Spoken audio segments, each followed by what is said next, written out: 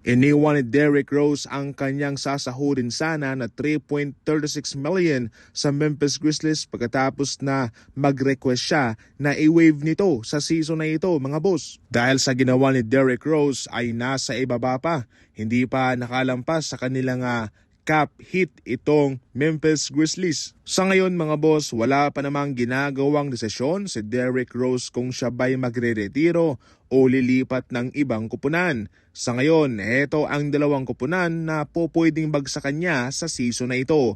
Unang-una, itong Minnesota Timberwolves kung saan naging produktibo naman ang kanyang pananatili doon. At dahil mas totoong contender itong Minnesota kumpara sa Memphis Grizzlies, yun ay isang magandang lugar para sa kanya para matulungan niya ito pang-back up sa guard rotation ng Minnesota. Pinaniniwalaan nga rin na posible siyang bumalik sa Chicago Bulls at doon niya tatapusin ang kanyang karera. Alam nating sa Bulls nagsimula itong si Derrick Rose at marami siyang mga na-achieve doon. Marami nga mga espekulasyon ngayon na lumalabas sa NBA na baka doon maglalaro sa panghuling pagkakataon itong si Derrick Rose para na rin magtapos siya sa kupunang saan siya nagsimula. Sa ngayon, si Derrick Rose lang nakakaalam kung ano ang kanyang gagawin sa kanyang NBA career, kung siya magpapatuloy ba o magre-retiro na lamang. Kahit na sabihin na nating hindi na siya katulad nung dati pa at mayroong mga injury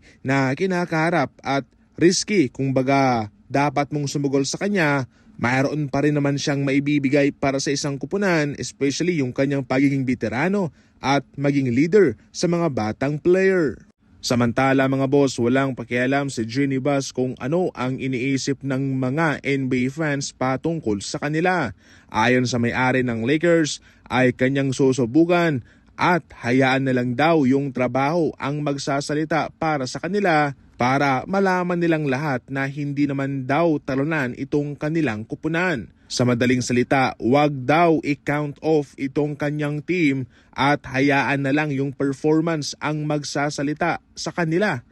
At yun daw ang magpapatunay sa kanilang magandang gawain. Walang ginawang trade o mga signing sa free agency itong Lakers, pero meron pa silang isang pagkakataon o tsansa na magdagdag o magkaroon ng balasahan at yun yung mangyayari sa kalagitnaan ng season. Definitely kanilang tinitimbang muna, kanilang binabalanse itong kanilang mga gagawing mga moves sa susunod na mga buwan. Sa ating huling balita, inaasahan naman mga boss na itong si Jimmy Butler ay magiging kalbo sa media day nila. Yan sa ngayon ang inaasahan ng mga netizen at mga NBA fans pagkatapos na siya'y nagkaroon ng dalawang magkaibang hairstyle sa huling dalawang NBA season, especially sa media day. Kaya sa ngayon, ano naman kaya ang pakulo nitong si Jimmy Butler?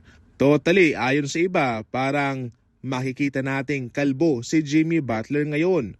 So yan lang muna sa ngayon ang ating mga NBA balita. Maraming salamat po sa panonood.